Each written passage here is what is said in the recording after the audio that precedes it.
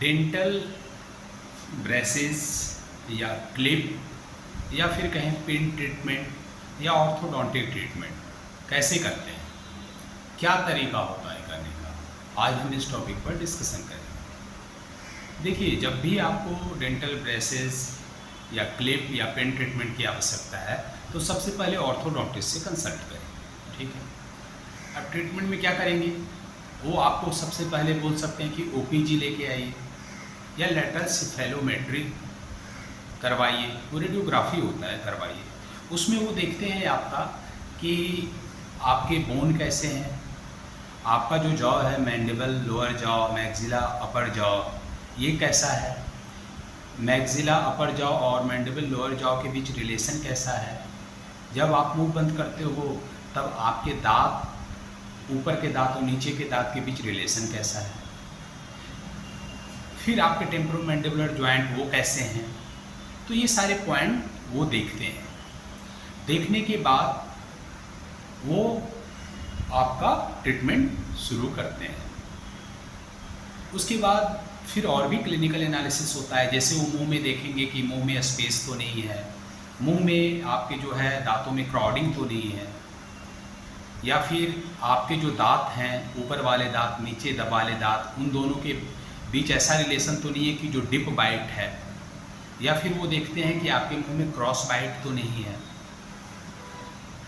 फिर वो आपको देखेंगे कि आपका मैक्सिला, अपर जॉ और मैंडिबल, लोअर जॉ वो ठीक तो है, एबनॉर्मल तो नहीं है। जैसे कि वो देखेंगे कि आपका जो लोअर जॉ है वो ऊपर वाले जॉ से आगे तो नहीं है। साधारणतः क्या होता है, ऊपर वाला जो जॉ होता है वो नीचे वाले जॉ, मैंडिबल से स्लाइट आगे होता है। तो फिर वो देखेंगे कि आपका नीचे का जॉ जो है वो ऊपर वाले जॉ से आगे तो नहीं है।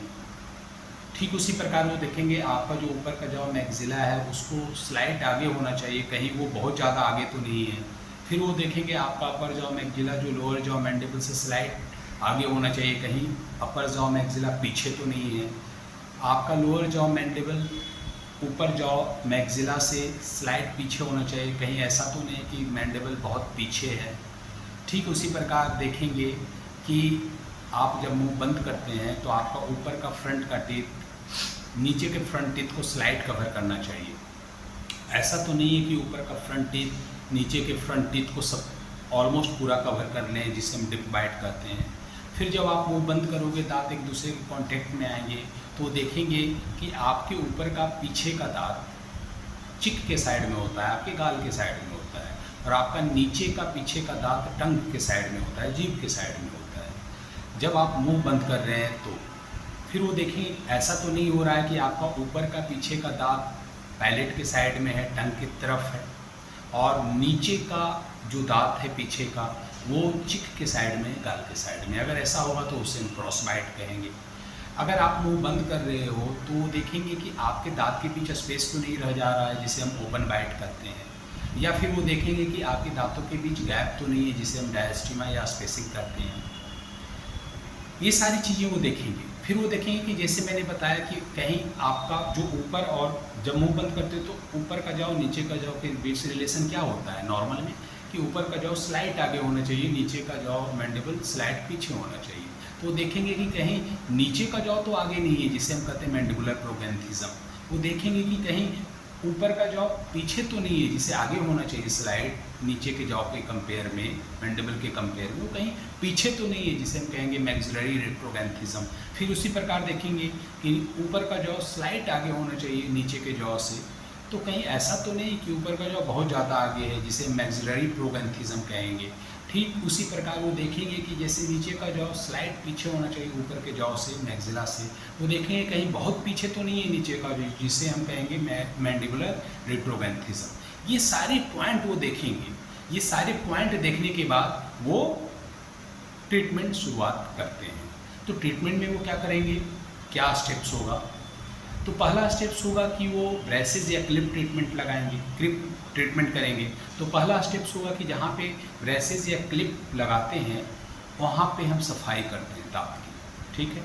सफाई करने के बाद हम क्या करेंगे कि एडहेसिव होता है, हम उस दांत के ऊपर अप्लाई करते हैं। उसके बाद हम क्या करेंगे कि देखिए जो आपका ब्रेसेस और क्लिप होते हैं उसके मुख्यतः 3 पार्ट्स होते हैं। एक ब्रैकेट होता है, दूसरा आर्च वायर होता है और उसके बाद इलास्टिक वायर होते हैं। ठीक है, अब क्या करेंगे, एडेसिव लगाने के बाद ब्रैकेट जो होता है उसको जो है दांत का जो क्राउन दिखता है उसके सेंटर में उसको प्लेस करेंगे और उसके बाद फिर उसको लेज़र लाइट से क्योर कर देंगे। वो फिक्स हो गया। हर दांत पे ऐसे ही करेंगे कि ग्लू लगाएंगे, एडेसिव लगाएंगे, उसके ऊपर ब्रैकेट प्लेस करेंगे, वो आके हर दांत पे किया जाएगा। जब ब्रैकेट प्लेस हो गया उसके बाद अगले स्टेप्स में वो क्या करेंगे, आर्च वायर लगाएंगे उस पर, जो वायर होता है जिसे हम आर्च वायर करते हैं। पहला पार्ट्स ब्रेसेस क्लिप का ब्रैकेट प्लेस कर दिया, दूसरा आर्च वायर उस ब्रैकेट के ऊपर प्लेस कर दिया, ऊपर दांत में और नीचे दांत में।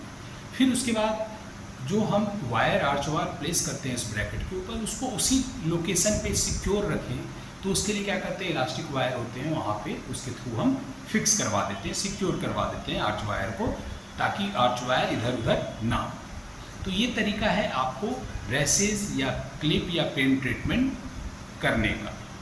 समझ गए ये तरीका। इसके बाद अगर ट्रीटमेंट कंप्लीट हो जाएगा, ऑलमोस्ट मान के चलिए ऑन एवरेज 1 साल लगता है, तो उसके बाद वो रिटेनर का यूज़ करते हैं। रिटेनर डिफरेंट टाइप के होते हैं, वो 6 मंथ के आसपास रहता है। और ऑर्थोडोंटिस्ट अगर उनको लगे कि और आगे करना है तो वो कर सकते हैं, तो रिटेनर लगा देते हैं। तो ये हुए कि ब्रेसेस, क्लिप या पेन ट्रीटमेंट कैसे किया जाता है, उसका तरीका क्या होता है और कौन करेंगे। तो हमेशा याद रखिए ऑर्थोडोंटिस्ट ही करेंगे ये ट्रीटमेंट, दूसरा कोई नहीं कर सकता है, कोई भी नहीं कर सकता। अगर कर रहा है तो गलत कर रहा है। तो आप समझ गए कि कैसे ट्रीटमेंट करते हैं। अगर अब आपको कोई डाउट है तो आप सोशल मीडिया के माध्यम से या कमेंट बॉक्स में कमेंट करके पूछ सकते हैं, क्लियर करने का कोशिश करेंगे। तो फिर अगले वीडियो में नए टॉपिक लेकर आएंगे। तब तक के लिए आप अपने स्वास्थ्य का ध्यान रखें। Take care, bye.